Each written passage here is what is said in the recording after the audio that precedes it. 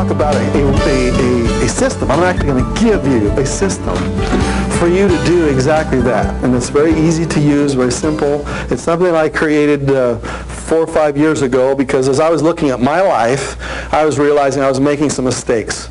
The money was flowing in the doors really fast. You know, when you write a #1 New York Times bestseller, the royalty checks are really awesome. You know, sometimes I get $500,000 royalty check. And what do you do with it? Well, you think it's all yours, right? And rather than taking 10% off the top for tithing and 10% off and put it in a savings account, and rather than balancing things, you just get to feel like you're just so rich it doesn't matter. So you just spend the money, and I just go out and bring the money in, shovel it in the back door. The people in the back say, "You guys take care of it back there. I'm out here. I'm pretty good at making this stuff. I'll just shovel it back there to you guys. All right? Yeah, just keep piling up. Big stacks back there. I'm just going to shovel some more back there for you." And I'm out here shoveling the back in and creating the wealth. But I had no idea what was happening in the back room and how it was being managed and controlled because I made an assumption, and that is I didn't need to learn that stuff. I hire people for that. Let them take care of this stuff. Because you can hire somebody for a fairly good sum. They'll take care of it, manage it, take care of it for you. Point is, there's this old saying that goes with farming, and it surely goes with your own money too, and that's the farmer's best fertilizer is his own shadow. Your money has to be the same way. You have to know where it comes from, where it passes through, and where it goes, and that goes everybody in the room, man, woman, and child. You should know where the money comes from and where it goes. You should never delegate that responsibility to anyone without you at least knowing what's happening to it. Because every one of us will probably, especially when it gets to our couples here, you don't know how long your spouse is going to be around. They may, you hit my Mack truck tomorrow. Some of the families, the wife takes the check from the husband and does all the controlling of the money. Some families, both the husband and the wife work, and they kind of manage their own kind of funds. Some of them, the husband does everything. You all have different ways in which you control your money in your households. What I'm asking you to do is that everyone in this room should be investing for their own self. They're taking their own dollar bills a day, every dollar a day, and investing it for the long-term future. Or you are basically saying, I'm abdicating my financial responsibility to somebody else. And that is not smart. You need to know what's going on. Now, we live in a dangerous world when it comes to couples. 50% of all the couples today are going to end up in some kind of marital problems. And what's the #1 cause of divorce? Money. #1 cause of divorce. Or the lack of money, or the arguments about money. And so every one of you should have a way of controlling the money for yourself. This shouldn't, I'm not asking it to be something that splits you up. I'd actually like it to bring you together so both of you really know what's happening. And there's certain rules that you have to follow through. I'm going to kind of create for you the way the money should probably flow through your household. And if it does flow in this direction, you may have to divert the way you're spending to a brand new way of thinking about money, all right? And here it is. Let's just kind of do it together. Using the Rockefeller method or formula, we realize that every penny counts. And so we're going to figure out a way to control the pennies that flow through our life. And I'm going to draw for you something that's really, really very beautifully done here. I'm going to draw my bathtub for you. Okay, there's our bathtub. Now we see a faucet here, and then from that faucet flows money into our bathtub. And out of that bathtub, where does the money flow? Down the drain. It goes down most of the drain, doesn't it? Most of us don't have any money left over at the end of the month. What I'm going to do is create for you now the prosperous way for money to flow through your life. So I'm going to do a brand new bathtub here. I'm going to create a couple of faucets. And there are two kinds of faucets that you need to have flowing into your life. One faucet we're going to call linear income. Linear income is money that flows to you because you go out and get it. You spend an hour at work, you get an hour's worth of pay. That's linear income. One in, one out, or an hour in, $20 out, or whatever. It's linear. This other kind of income over here is what we call residual income. Now, residual income is money that flows in because you've set things up so that you don't have to be there. That's what we call residual income. Now, how many of you have seen me do the money tree presentation before? Some of you seen me do it. In a presentation I teach around the country, I talk about the radical difference between money tree income, income that flows to you, and what I call linear income, income that you got to go out and get. Where do most people's incomes flow from today? Linear. Yeah, it comes from linear income. Where is the wealthiest faucet? Yeah, this is the kind of faucet that we're trying to create. Now, there are lots of ways to create residual income. It's money that flows to you without you having to flow for it. There are a lot of ways to get this kind of income. They look about the same at the very beginning. You know, I get $100 worth of residual income flowing in here, and I get $100 worth of residual over there, or linear and residual. And they look about the same as they flow in on a monthly basis.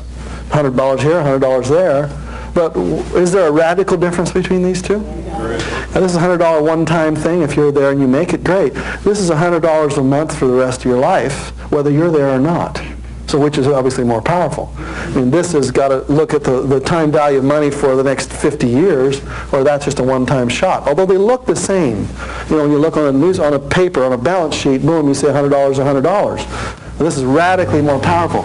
Your goal is to get as much income here as you possibly can. And the question you've got to ask yourself every day is, how much time do I spend every day creating residual income? Now, if I work at a job, what are the ways in which I could create residual income if I work at a regular salaried position? Yeah, I could take some of that money out, a little sliver out, and I could put it into an investment of some sort, such as a mutual fund or a stock or some business that I own, whatever, and I could create some residual income. What's another thing I could do at my job to create residual income?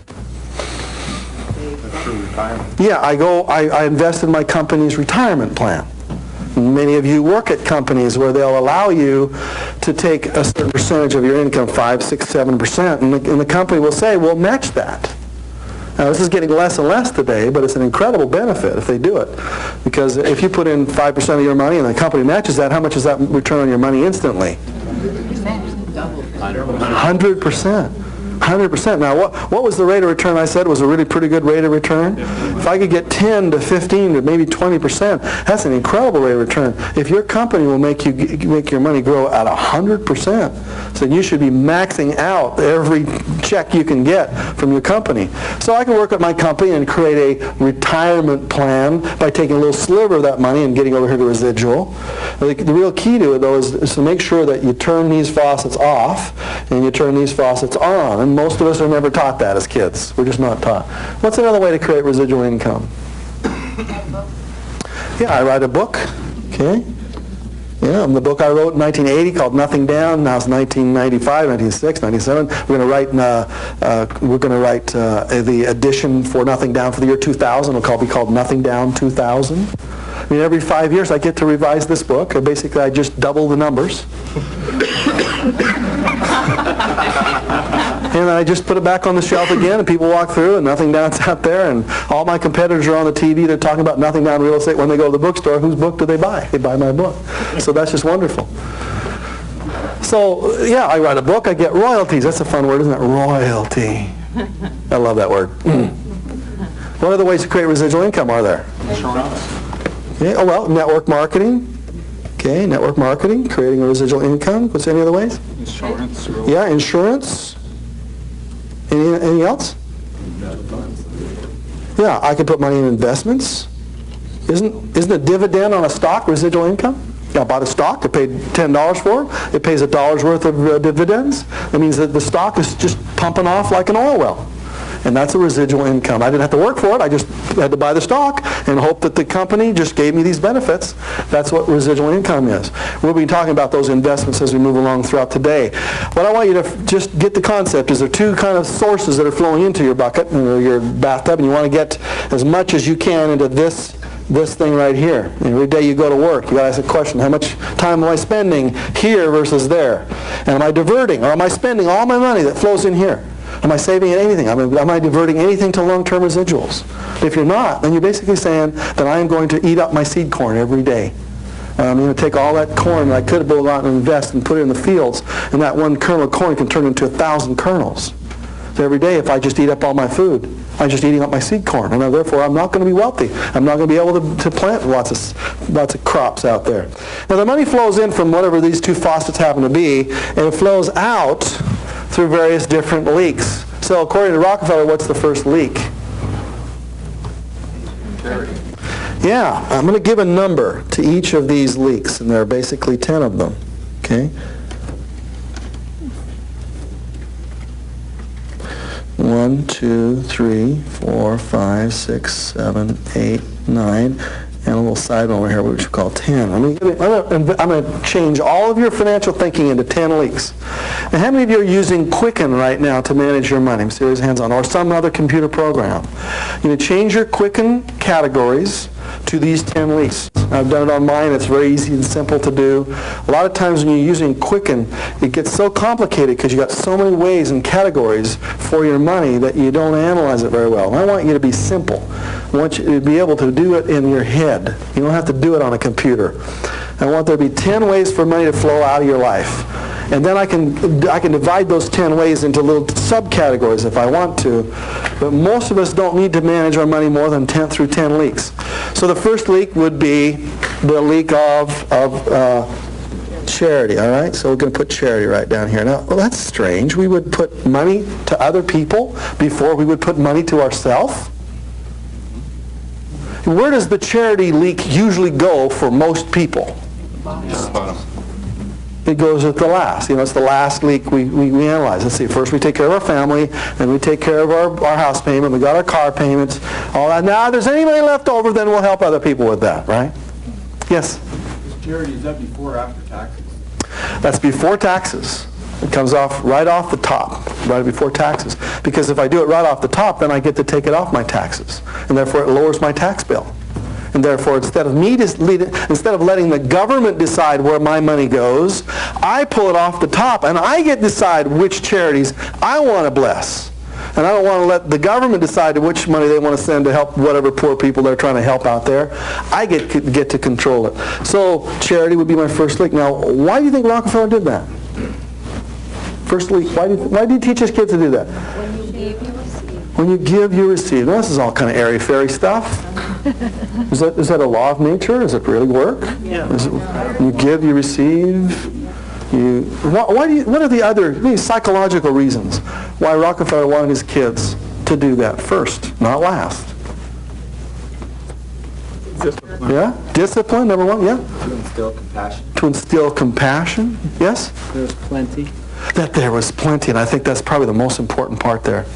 You see, when you leave it to the last, there's never any left. There's just none left. There's a $50 here or $20 there, but if you do it first, basically what you're saying is, universe, I think the source of all wealth comes from you anyway, so I'm going to just do that first, right from the very beginning. You give it first, not last. Now, all of us in this room believe in some form of God, right? Well, maybe I shouldn't use that word so strong. Maybe a universe is the word we'll use. It's a little less, grumbly here. You should never talk about politics, sex, or religion, right? We're going to talk a little bit about spirituality for just a moment.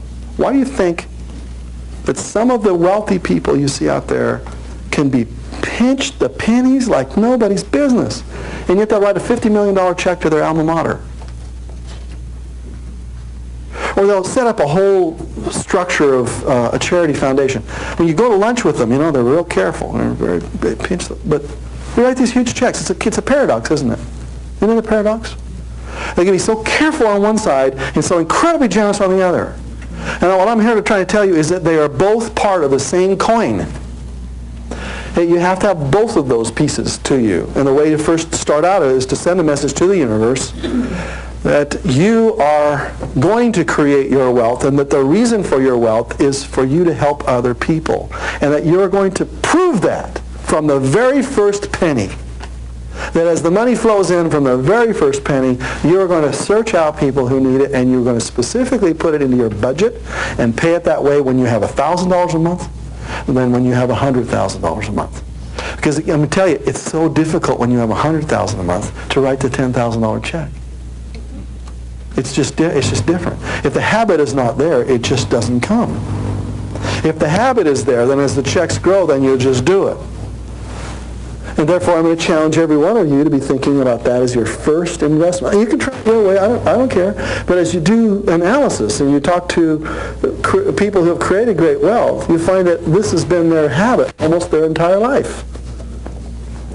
And I want to know why that is. And it's because it's one of the reasons that they are wealthy.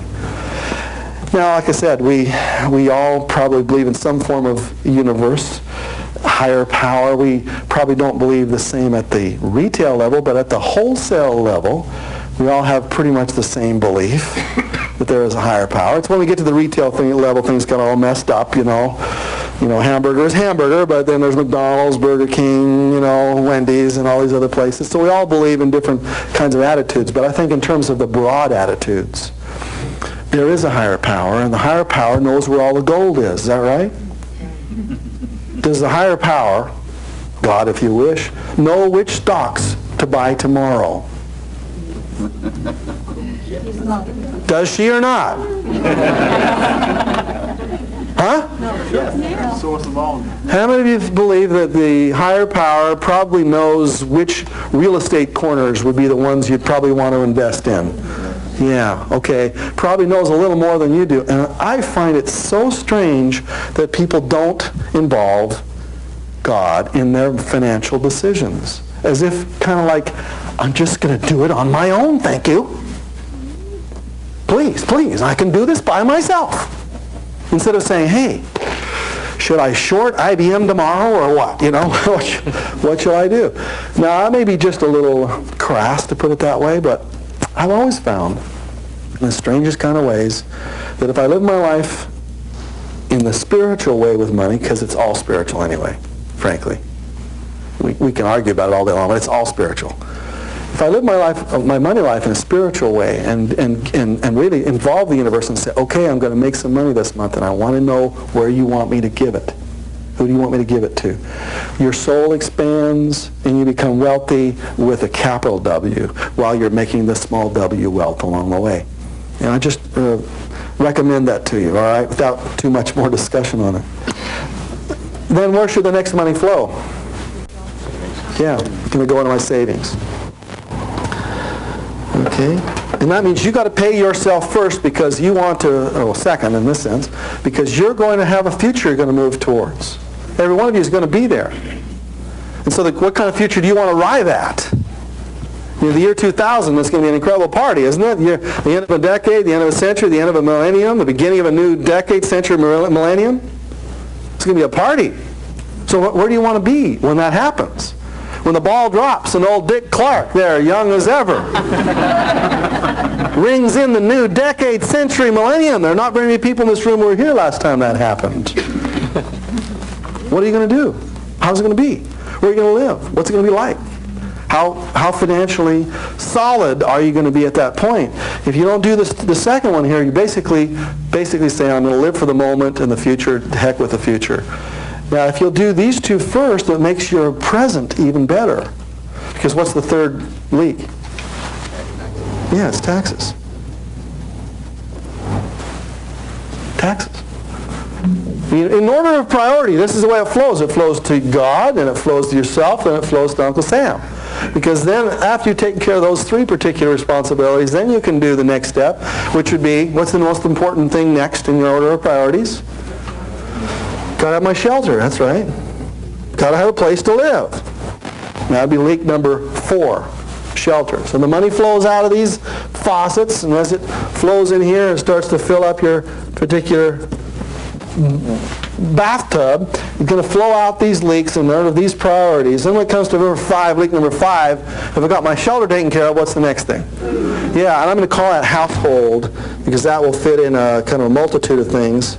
It'll fit food, it'll fit clothing, it'll fit You know, things that happen in the house, so something gets broken here and there, we're going to put that into household. And remember, this is a very broad category, so if you're using Quicken, you could take category number 5 and break it down into lots of little tiny things like food and clothing, etc. And after I've got my house and my food taken care of, then what's the next thing in order of priority?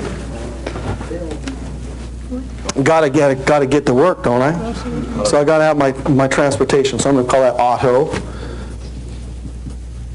And that'll be auto insurance and car payments and gasoline and oil and anything else to fix up that car, because that's in order of the priorities. Then when I get to 7, what's the next order of priorities there? Yeah, I've done all this hard stuff at this point. If I hadn't had some fun by this time, I'm going to go nuts. So we're going to put some fun into leak number 7, and that's an easy number to remember anyway when it comes to fun. 8 would stand for what I call insurance. I mentioned insurance earlier, and I was mistaken on that. I want to put all insurance under one leak. I want to put my auto insurance under this leak. I want to put my house insurance under that leak. I want to see it all at one time. I want to put health insurance, life insurance, car insurance, house insurance, liability insurance, everything. I want you to see how much money you spend on insurance. Some of you are just going to be stunned because it's all hidden over here in your payment. Well, our payment's $912.16. Well, how much is that in interest and principal? Well, it's $756. Well, what's the interest? What's the insurance on that? Well, it's $196.12. You know, is there a way to get that insurance cheaper? Does it have to be paid with my mortgage payment? Do I have to pay the insurance with my car payment? Do I do it separately? Do I have to have my health insurance taken out of my paycheck every single month? You know, I want to see it. How much am I really paying for this stuff?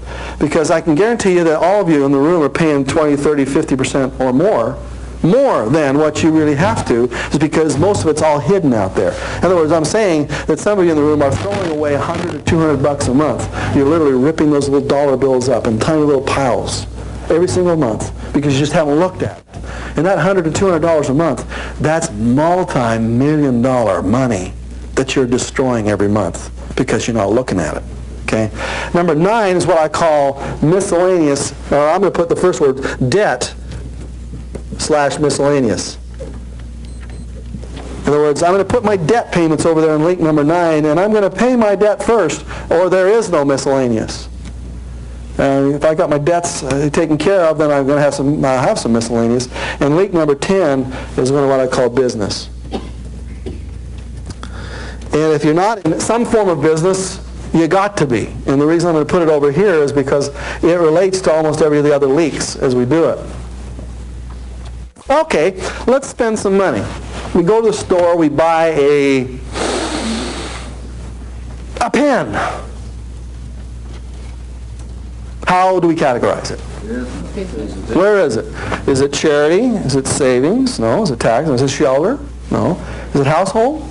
Maybe. Is it auto? No. Is it fun? No. Is it insurance? No. It could be miscellaneous. Or is it business? Okay, so it could be one of 3 things.